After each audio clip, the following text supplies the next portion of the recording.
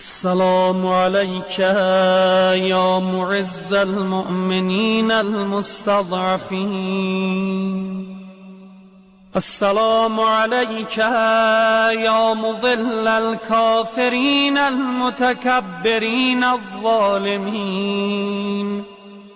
السلام عليك يا مولاي يا صاحب الزمان.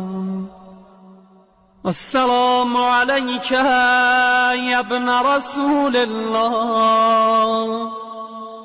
السلام عليك يا ابن أمير المؤمنين.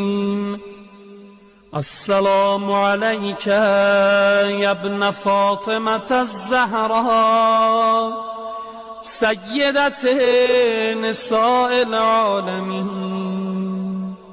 السلام عليك يا ابن الأئمة الحجج المعصومين والإمام على الخلق أجمعين.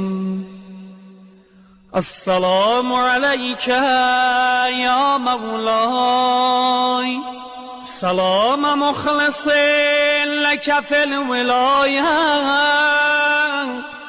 أشهد أنك الإمام المهدي قولا وفعلا،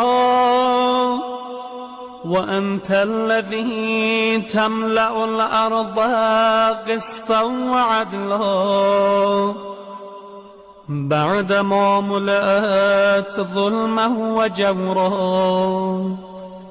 فعجل الله فرجك وسهل مخرجك وقرب زمانك وكثر أنصارك وأعوانك وأنجز لك ما وعدك، فهو أصدق القائلين.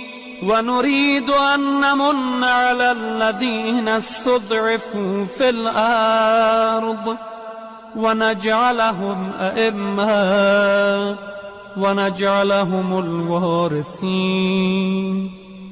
يا مولاي يا صاحب الزمان يا ابن رسول الله، حاجتي كذا وكذا فاشفع لي في نجاحها.